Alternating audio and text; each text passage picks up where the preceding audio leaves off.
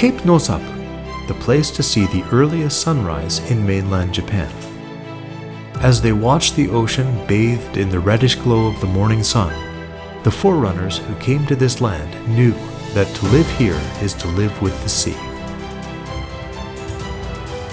Kaiodai, a place with a panoramic view of the Konsen Plateau in eastern Hokkaido.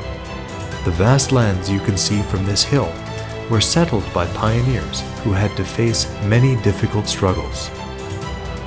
This is a story of the people whose lives have been shaken by the tides of history, but through grit and determination, they have rooted themselves in this land and its sea. Fishing vessels in Hokkaido leave port before the sunrise. The fishing industry in Nemuro began several hundred years ago. The people in this area have long prospered from its rich marine resources. In ancient times, salmon was the main source of sustenance. Every year in autumn, the inhabitants would catch the salmon swimming upstream. Not only did they consume it as food, they also traded it to neighboring lands. Such was the value of salmon in the region. For over 10,000 years, from prehistoric times to the age of Ainu culture and even to this day, salmon has been a major part of life in the Nemuro region. This place has even been called a sacred land of salmon, and its salmon culture was designated a Japan Heritage in June 2020. The waters around the 4 islands of the Northern Territories are rich fishing grounds. It has long been regarded as one of the world's 3 largest fishing areas. The cold Chiishima Current and the warm Japan Current converge in this area, creating an abundance of fish species in the continental shelves between Hokkaido and the small islands. Indeed, the area is blessed with marine resources such as salmon, Pacific sauri, cod, crab, shrimp, and kombu kelp. This abundance of marine resources led to the rise of various industries. Many businessmen moved to Nemuro to engage in seafood processing. When the industrialist Katsusaburo Usui came to Nemuro in 1875, he took particular interest in crab, now a famous local specialty of Nemuro. Back then, crab was considered to be a nuisance to fishing and was often thrown away. But Usui was able to profit from it by canning it and selling it to the Japanese Navy and exporting it overseas. This was the first canned crab meat product in Japan. Besides canned food, the resourceful Usui also engaged in sake brewing and livestock farming. The sake he started producing over 130 years ago is now known as Kita no Katsu, one of the popular brands of Hokkaido sake. It was the richness of the sea that gave birth to these industries and attracted many people to work in the region. By the early 1900s, over 5,000 seasonal laborers from Hokkaido and the main island had been coming to Nemuro every year, seeking to make a living from the bountiful sea. Japanese fishing vessels also started to expand their fishing range to include the waters off the Chiishima Islands and the Kamchatka Peninsula. In contrast, development of the region's inland areas was slower to progress. In particular, the Tondenhei military settlers had to face much hardship. In the Tondenhei system, established in 1874, former samurai were recruited by the government and sent to Hokkaido to defend and develop the island. They performed both farm work and military training, and were also mobilized in times of war.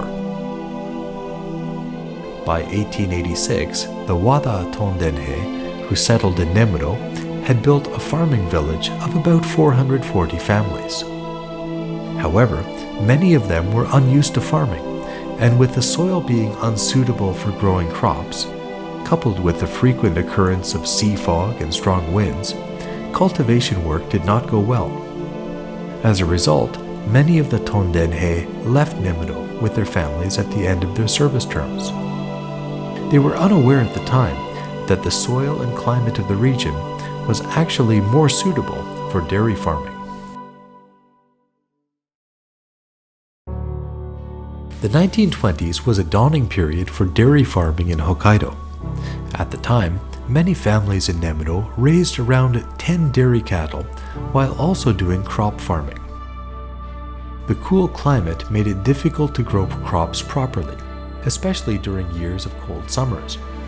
But this same climate would lead to the development of the dairy industry.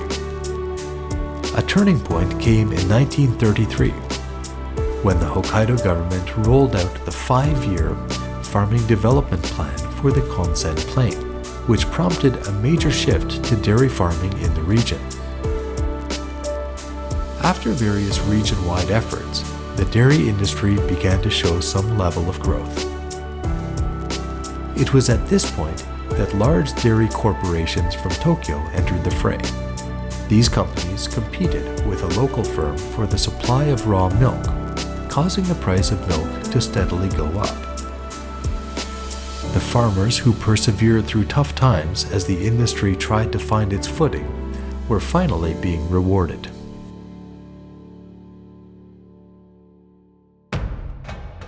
The industries in the region experienced significant changes after the Second World War. In particular, the fishing industry became faced with a more difficult environment. The occupation of the northern territories by the Soviet Union meant that Japanese vessels could not readily fish in the resource-rich waters around the four islands. After Japan's formal surrender, it lost all fishing rights to the North Pacific. Though fishing resumed in 1952, operations were limited to the high seas around the Aleutian Islands, and the yields decreased significantly. Salmon fishing around the Chieshima Islands also resumed, but in 1956, the Soviet Union established a fishery regulation zone and set limits to Japan's annual catch.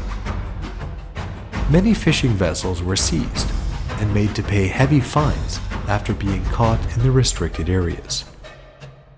The dark days for the fishing industry dragged on. In the 1970s, many countries established exclusive fishery zones which extend 200 nautical miles from their shores. Already limited in their activities around the Chieshima Islands, this development proved to be another blow to Nemuro fishermen, who had been freely fishing in the high seas around the world on the back of advanced fishing techniques and cheap labor costs. After its defeat in the Second World War, Japan experienced a severe food shortage and even had to receive food assistance from the United States.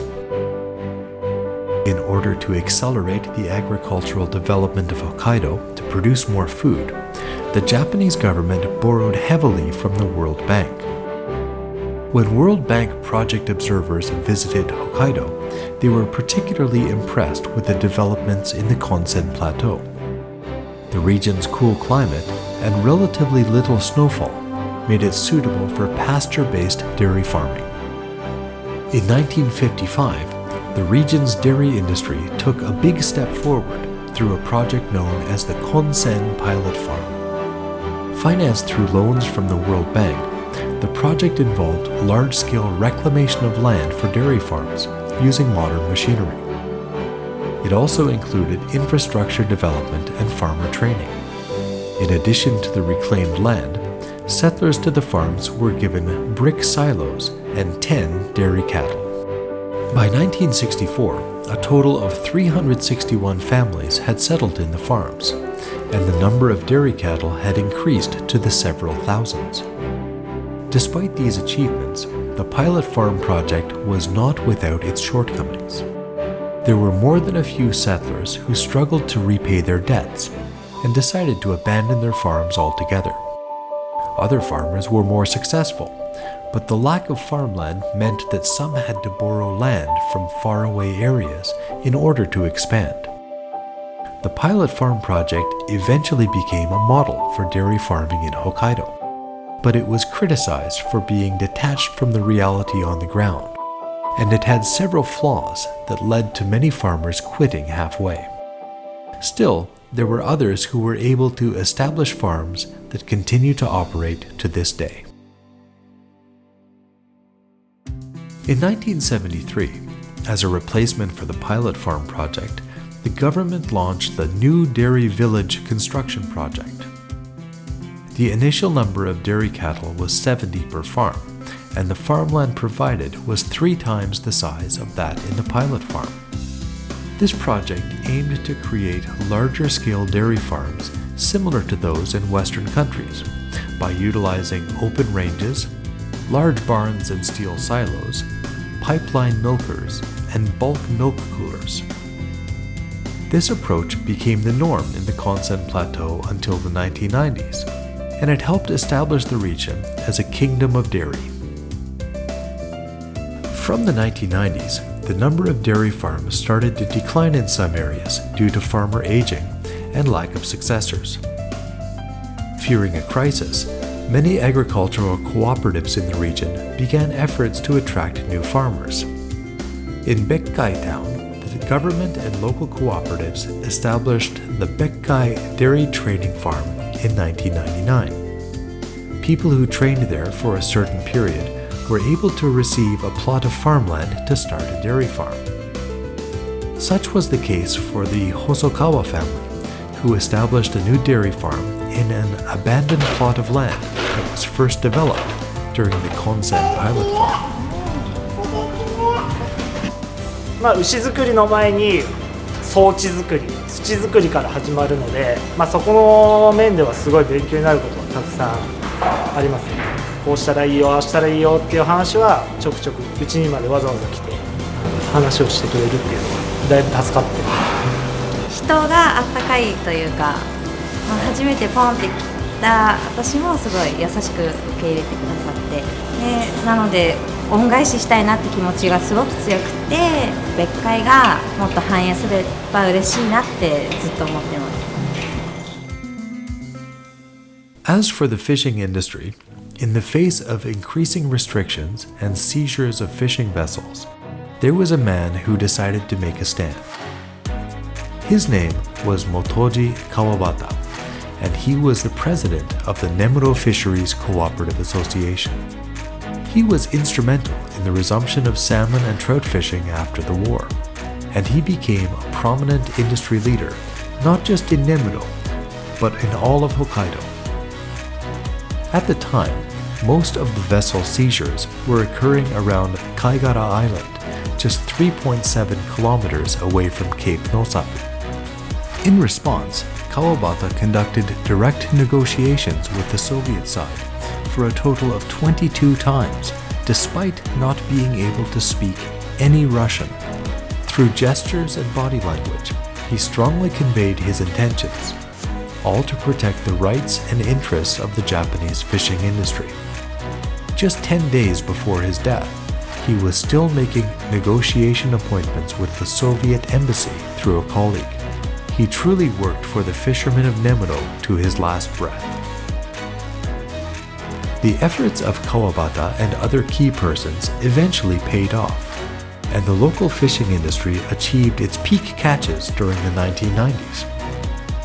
However, the global fishing industry is now facing an increasingly uncertain future due to rapidly depleting fish stocks, believed to be a result of climate change and overfishing. But the fishing industry of Nemuro has learned a lot from the tough times of the past, and they are not averse to taking on new challenges. They have already begun efforts to become an industry that manages marine resources sustainably. Since the 1880s, Shibetsu Town has continuously conducted salmon and trout hatchery programs. The town operates facilities that capture wild salmon, extract eggs and milk for spawning, then release the hatched fry back into the rivers. うちの根室管内は羅臼町から根室市までの根室海峡を受け持ってて、その中にはだいたい2億尾の稚魚を放流して帰ってくるのはそのうちの今でいうと200万尾ぐらいになってますね。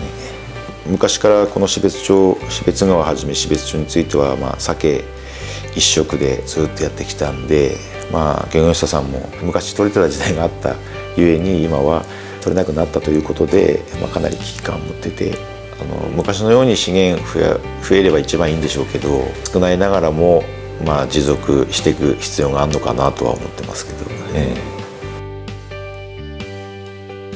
The region's conservation efforts are not limited to salmon. Some of the aquacultures thriving in the region include sea urchin, shrimp, crab, octopus, scallops, and kombu kelp. Another industry initiative that began from the fishermen themselves is the establishment of the region's seafood as a brand. Situated in the Shiratoko Peninsula, the Laos Fisheries Cooperative Association markets its highest quality autumn salmon as a unique brand that features traceability.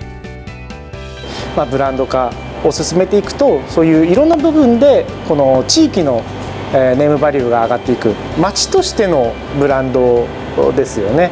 だからそれに向けてこの町の主幹産業が漁業であるんであれば、その漁業で上がったものがブランド化されたものはやっぱりどこかで取り上げられる、メディアでもいいですし、ネットの中で、火がつくのでもいいんですけれども、羅臼町自体が盛り上がれるようなその原動力として、漁業があるようになっていくことが望ましいと思います。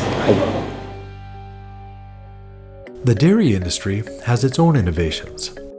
The Nemuro region accounts for around 20% of all the dairy cattle and milk production volume in Hokkaido, making it one of the most prominent dairy farming regions in the island. Let's take a look at the case of Nakashibetsu Town. This farm makes use of the latest dairy technology, including milking robots and computer-controlled barn temperature management. By shifting from manual to mechanized operations, they were able to cut down on labor and boost efficiency. For the cattle feed, local farmers established a joint company that conducts pasture management and silage production and storage in an integrated manner, delivering feed to local farms on a set daily schedule. あとはもう確実に仕事が搾乳の部分がすごい楽になったので、すごい余裕はできたのと、あと牛の方はそれこそ本当にストレスが少なく、たとえ絞り残ったとしても何回でも入れるんで、それで乳房炎も少なくなっていいことが多いですね。少ない人数でも頭数を回せるようにっていうことでやり始めたんですけど、でも今は結構そのロボットを使ってさらに規模を拡大して、従業員も雇いつつロボットも使ってさらなる相乗効果によって規模を大きくしてるっていうところが結構出てきているんで。Although it took some time for the dairy industry to flourish in the Nemuro region, through the groundwork laid by their forerunners and the continuing efforts of many industry players, the region has established itself as one of the largest dairy kingdoms in Japan. Blessed with rich oceans and vast lands with a cool climate, the fishing and dairy industries of Nemuro have developed through many ups and downs. They are continuously working to find how best to utilize, protect, and develop the region's resources. They are able to shine in their efforts because they learned to never give up and keep moving forward despite facing adversity.